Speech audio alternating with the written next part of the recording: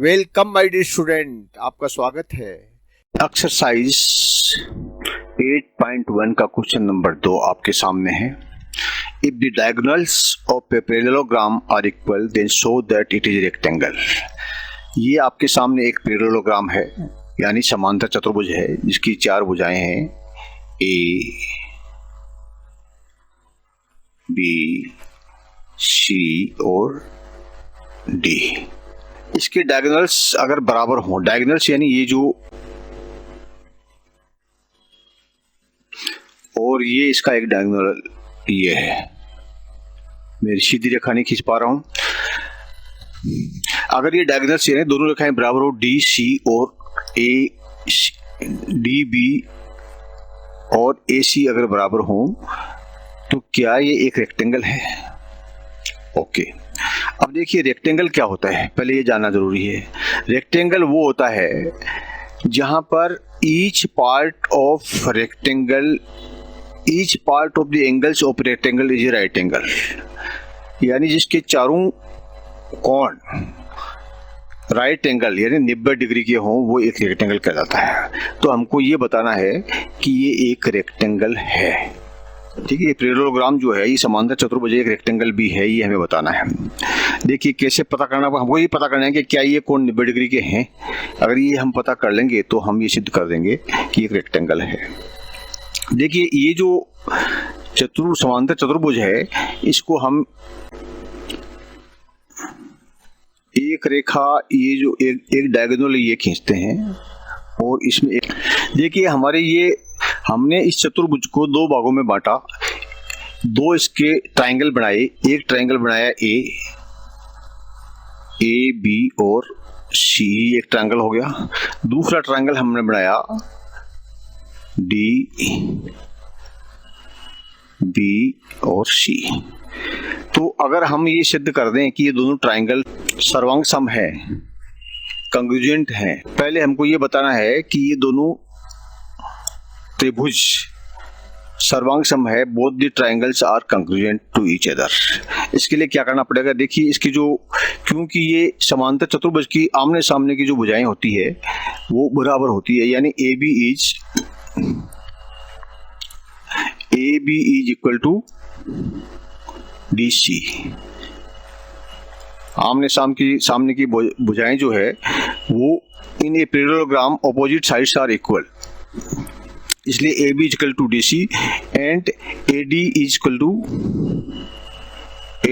Equal to B सी,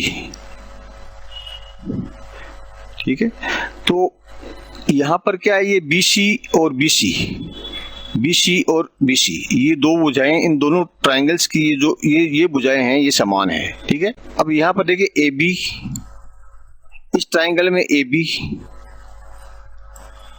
और इस triangle में डी सी, ये दोनों बराबर है हमने कहा, इसलिए एक जो है साइड हमारी बराबर हो गई। B C equal to B C, इसमें दूसरे दोनों ट्रायंगल में बी सी बराबर है, इसलिए 2 साइड हमारी समान हो गई। तीसरा ये डायगोनल है इसका, ए सी और बी डी, ठीक है। A C is equal to B D, ये भी हमारा समान है। तो 3 साइड हमारी समान हो गई, यानी कि एस एस एस रूल के मुताबिक ये दोनों ट्रायंगल, कौन से triangle A B C and triangle D C B are congruent, ये सर्वांग सम है, ये हमें पता लग गया। अब क्योंकि ये सर्वांग सम है, इनके लिए, इसके लिए इसके जो कोण हैं, ठीक है, इसके जो कोण हैं वो भी बराबर होंगे। कैसे होंगे कि कोण, ये जो कोण बी है इसके अंदर, ठीक है, इसमें ए, यूं मान लीजिए आप, इसमें जो कोण ये सी है, ठीक है ना, यानी कि ए सी बी, कोण ए सी बी इक्वल टू कोण बी डी सी। चूंकि ये दोनों ट्रायंगल्स सर्वांग सम है, कंग्रुएंट है, इसीलिए ये जो कोण ए बी सी है, ठीक है, कोण ए बी सी ये किसके बराबर हो गया, ये कोण DCB के बराबर हो गया। यानी ये कोण और ये कोण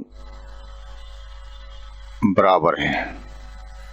ये कैसे है? CPCT रूल के अनुसार corresponding part of a congruent triangle are equal. तो कोरस्पॉन्डिंग पार्ट यानी ये दोनों के जो है, ये भी है, ये इसका कोरस्पॉन्डिंग पार्ट है, इसीलिए ये दोनों बराबर हो गए। अब क्योंकि ABCD एक समांतर चतुर्भुज है, पैरेललोग्राम है, इसमें AB is parallel to DC। ठीक है, ये लाइन AB है, ये पैरेलल टू DC इसके बराबर है, और ये जो BC है, ये इसकी एक तिर्यक रेखा है। ठीक है, ये BC इसकी तिर्यक रेखा है, इसको क्रॉस करती है। इसीलिए क्योंकि तिर्यक रेखा के ऊपर जो कोण आ रहे हैं, आपस के दो कोण आ रहे हैं, इसको हम बोलते हैं कोइंटीरियर, सह आंतरिक कोण। ये दोनों बराबर होते हैं। ठीक है, एक तिर्यक रेखा के ऊपर दो पैरेलल रेखाओं को काटने वाली एक तिर्यक रेखा के ऊपर जो दो कोण आंतरिक कोण आते हैं वो समान होते हैं, यानी कि ABC इक्वल टू DCB दोनों मिलकर के ये 180 डिग्री होते हैं। ठीक है, दोनों आंतरिक कोण मिला करके कोण ABC and plus ACB plus कोण DCB इक्वल टू 180 डिग्री। और हमें ये पता है कि ABC और DCB बराबर हैं। ठीक है, इसलिए कोण ABC कितना हो गया? 90 डिग्री प्लस कोण DCB, ये भी कितना हो गया?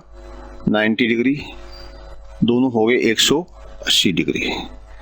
अब हमें पता लग गया कोण ABC 90, ये दोनों जब कोण 90 है तो उसके सामने वाले दोनों कोण भी 90 ही होंगे, और जब सभी कोण 90 डिग्री हों तो वो क्या कहलाता है? एक रेक्टेंगल कहलाता है।